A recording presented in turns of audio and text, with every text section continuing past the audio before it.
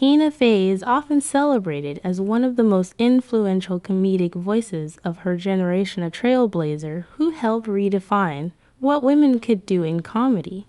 From her groundbreaking work on Saturday Night Live to her Emmy-winning series 30 Rock, Fey has long been seen as a smart, witty, and fearless creator.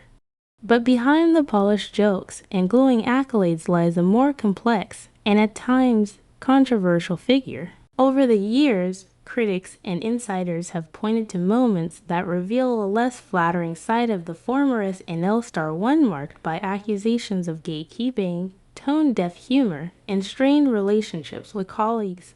Now, as more former collaborators and industry observers speak out, a fuller picture is emerging, one that challenges the carefully curated public image of comedy's queen. During her reign as head writer at Saturday Night Live, Fey was praised for breaking the glass ceiling in a notoriously male-dominated environment, but not everyone walked away impressed. Some former writers and cast members have described the atmosphere under her leadership as cold, competitive, and, at times, exclusive. Accusations surfaced that Fey favored certain performers, especially those whose comedic voices mirrored her own, and dismissed others she deemed outside the show's traditional mold. Critics have also pointed out that SNL under her tenure struggled with diversity, and some believe that decisions made during her time contributed to ongoing representation issues that plagued the show well into the 2010s. Fey has also faced backlash for specific content choices, particularly those involving race, gender identity, and body image.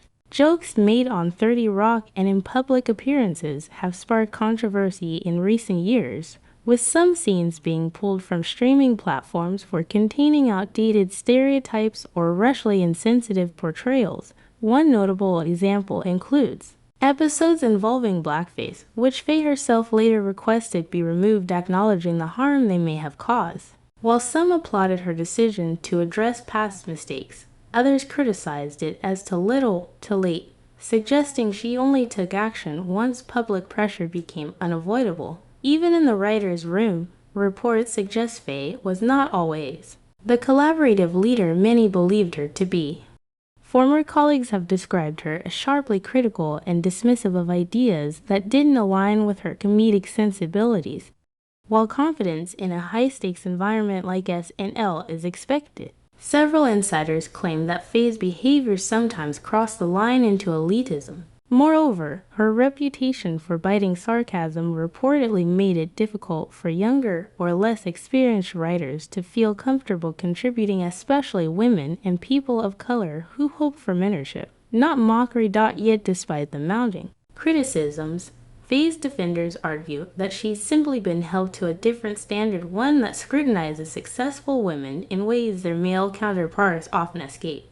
They point to her undeniable talent, pioneering career, and lasting influence on television comedy as evidence that her legacy shouldn't be defined by past mistakes or office politics. Still, as the industry evolves and conversations around accountability grow louder, the myth of the flawless genius is fading, and even icons like Tina Fey are being re-examined under a more critical lens. Ultimately, the shady truth about Tina Fey may not be a tale of malice or scandal, out of power, privilege, and the complex legacy of someone who helped change the game, even as she sometimes played by the old rules.